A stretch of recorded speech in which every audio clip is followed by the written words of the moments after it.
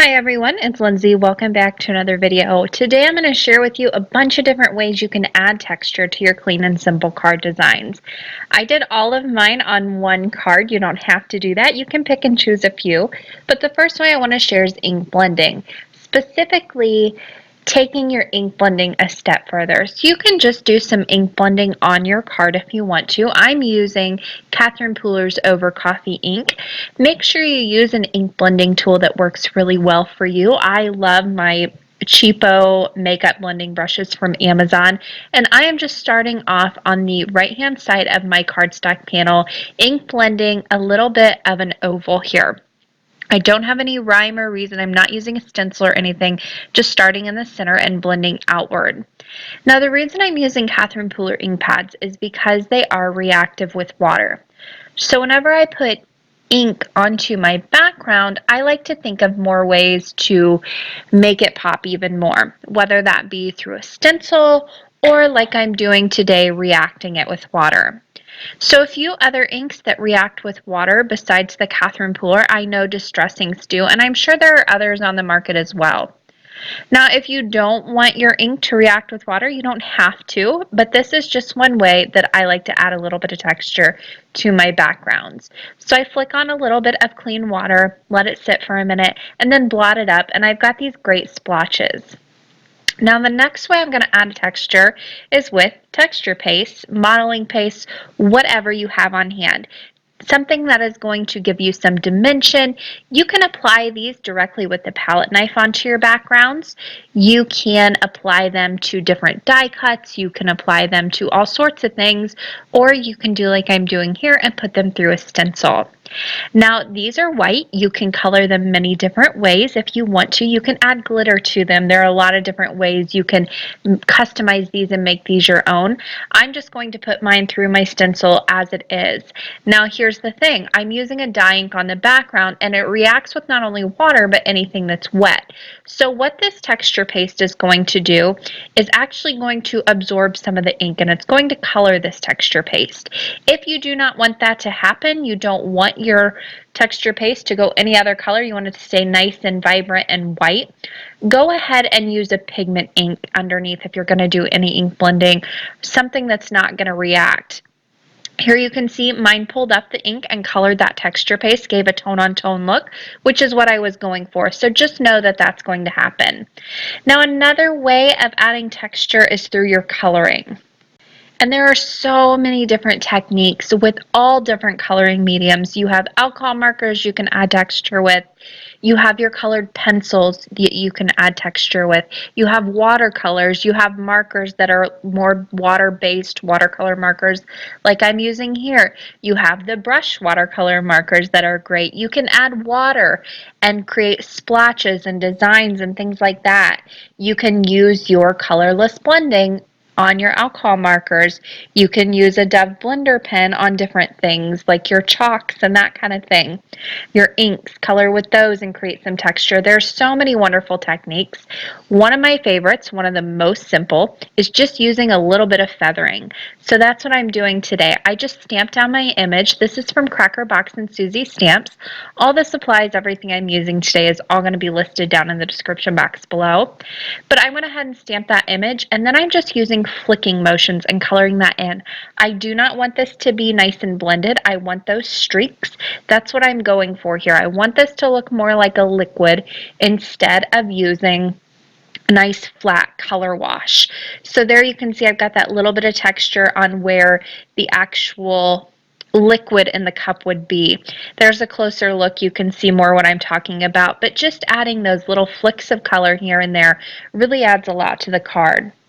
Now another way is through different products like what I'm using here. I am using the Neon Amplify. You can also get the snow marker from Marvy. However, the Amplify comes in all different colors. This is a product from Imagine. It comes in a little squeezy tube. And this is great not only for like the whipped cream like I'm adding here. It's great for snow. You can use it on waves in the ocean, which I've used before. You can add it to so many different things. You could add the different colors to balloons. If you wanted that, you could add it to different clothing, like on people stamps. You could add it to different animals, flowers, so many different things you can do to add this and texturize your cards. So what you do is just put a little bit on. Put a layer of this over whatever you want to color it with. I put it over the whipped cream on my little coffee cup here. Then I go ahead and heat set it. Now, as I'm heat setting this, this is going to puff up. Now, the Amplify you want to hit from the front and the back. You want to make sure you get the back nice and dry as well, because if you don't, it will smear across. This is a thicker product than the puff marker. The puff marker, I would say, is more liquidy. This has more of a paint feel to it. But there you can see I've got that nice dimension. And I've also got all this texture from the different kind of bubbles it's forming. It's a really cool product.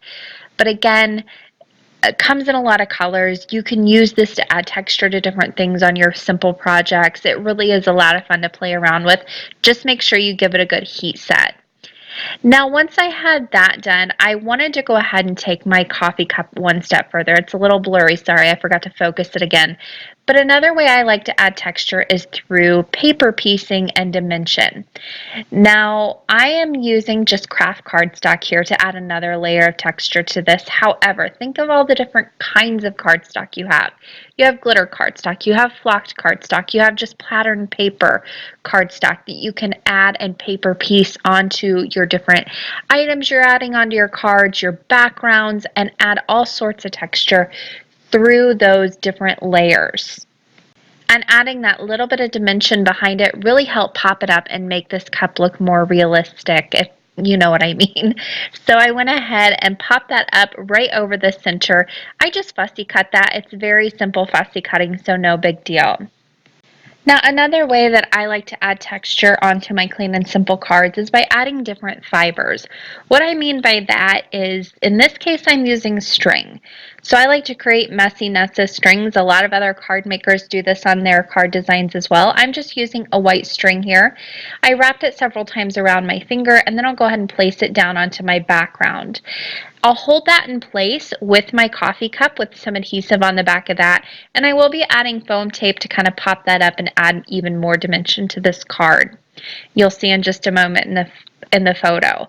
However, there are so many different fibers to use. You don't have to use just string. I mean, if you think about all the fibers that are on the market, you have lace, you have flocking you can use, you have glitter sheets, which I will be sharing in just a moment, you can add glitter with. You have different denim, you have ribbons, all different sorts of things. You have pom-poms, just different fibers to add to your cards and really make them fun. You could even add different sorts of fringe to it, suede, that kind of thing, just for different textures, literally, on your card designs.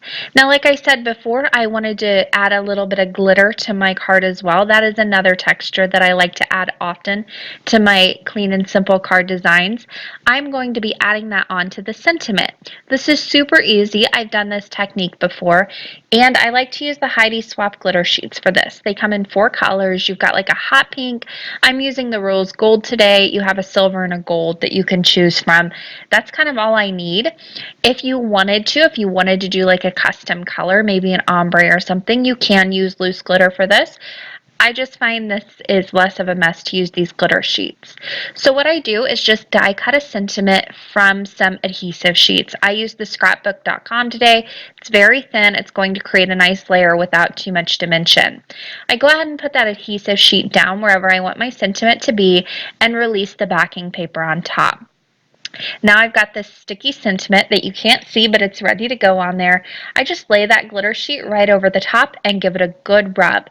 Now with these glitter sheets, you don't want to touch them anywhere other than the clear part that your fingers are allowed to touch, because it will move the glitter around. But all I need to do is give it a good press, and there I've got another texture on my card, the glitter and the glitter sentiment. So a lot of different ways that you don't have to go over the top with, but a lot of different ways ways you can add texture to your clean and simple card designs without taking it too far. I, of course, added them all to one card, so I don't have that simple of a card anymore, but you can pick and choose just a few. That is going to do it for me today. I want to thank you guys so much for watching today. Don't forget all the information down in the description box below. I hope you guys enjoyed this video. Happy crafting, everyone.